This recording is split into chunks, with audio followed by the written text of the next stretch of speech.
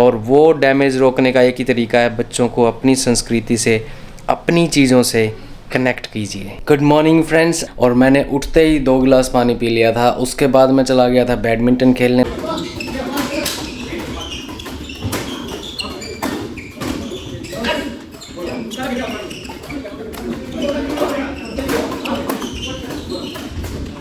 और बैडमिंटन 2 घंटे हम खेले। अब मैं जा रहा हूँ जिम।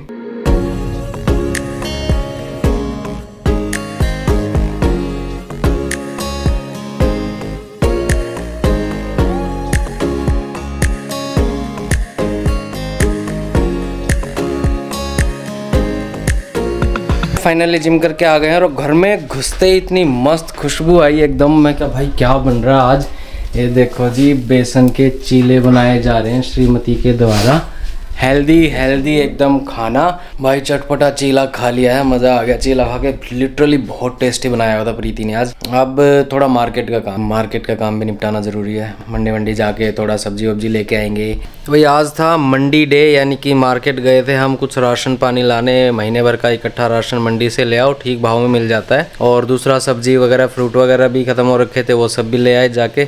ये काम आज का निपट गया है, लेकिन बहुत हेक्टिक हो जाता है जिस दिन ये सब होना। उस दिन भाई मंडी में अलग ही चा पैपा रहती है, हालांकि मज़ा भी कुछ अलग ही है उसका। पूरा ऐसा रहता है कि इतने रुपए किलो यही चिल्लाते रहते हैं लोग। लेकिन आप एक जगह से अगर खरीद लो ना, कई बार ऐसा होता है दूसरी जगह जाओगे वहाँ पर वही चीज़ आपको 10-5 रुपये कम भाव में मिल रही होती है, 20 रुपये कम भाव में मिल रही होती है। बड़ा अजीब सा लगता है उस टाइम। इसलिए मंडी कभी भी जाओ अच्छा से घूमो, उसके बाद लो। हालांकि आज हमने ऐसा नहीं किया, हम डायरेक्ट चले गए थे हॉकर पे और वहाँ से खरीद लिया था काफ़ी कुछ। बट बाद में जब हम घूमे बाकी सामान बचे हुए सामान के लिए, तो हमने देखा यार रेट तो कम भी थे कई जगह। बट चीज़ों का भी डिफरेंस होता है, ताज़ा का बासी का, तो वो सब भी देखना पड़ता है। But anyway we have done the shopping for kind of like a week और सो। सब्जी वेजिटेबल्स के लिए, फ्रूट्स के लिए, और बाकी राशन पानी हमने महीने भर का ले आए हैं जाके।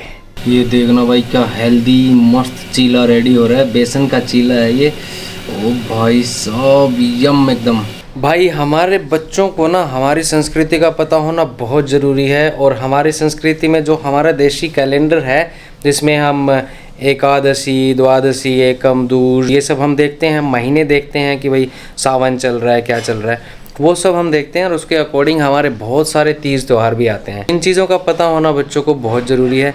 आज मैंने इनको इस बारे में बताया, इनको एक टास्क दिया है कि हर रात को सोने से पहले ये बताएंगे कि कल कौन सी तिथि है हिंदू कैलेंडर के हिसाब से, कौन सा वार पड़ रहा है अंग्रेज़ी कैलेंडर के हिसाब से, कौन सी तिथि है, और साथ ही कौन सा महीना चल रहा है, दोनों अंग्रेज़ी और हिंदू कैलेंडर के हिसाब से, विक्रम संवत के हिसाब से।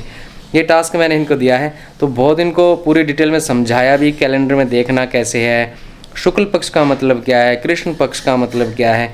ये चीज़ें इनको पता होनी ज़रूरी है, क्योंकि हमारे जो तीज त्यौहार है ना, वो इसी कैलेंडर के हिसाब से, हमारे विक्रम संवत के हिसाब से होते हैं। तो अगर इनको वो चीज़ें नहीं पता होंगी कैसे देखनी है, तो बहुत सारे तीज त्यौहार हमारे जो एक तरह से यूँ लगा लो कि उनकी रोशनी कम होती चली जाएगी। बच्चों को जब पता ही नहीं होगा तो वो क्या सेलिब्रेट करेंगे, वो सेलिब्रेशन भी वेस्टर्नाइज होता चला जाएगा।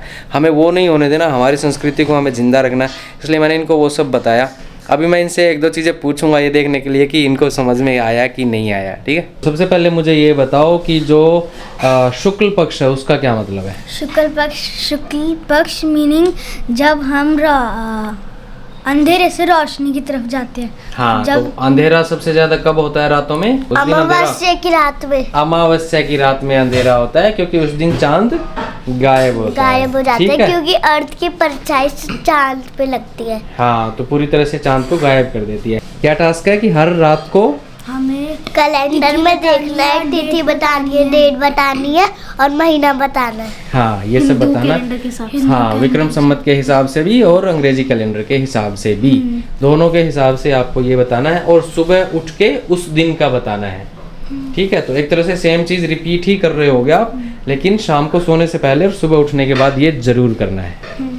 तो फ्रेंड्स आप बताओ, आप ऐसी कोई इन्फॉर्मेशन बच्चों के साथ शेयर करते हो और उनको इस तरह के टास्क देते हो तो कैसा उनका रिस्पॉन्स रहता है?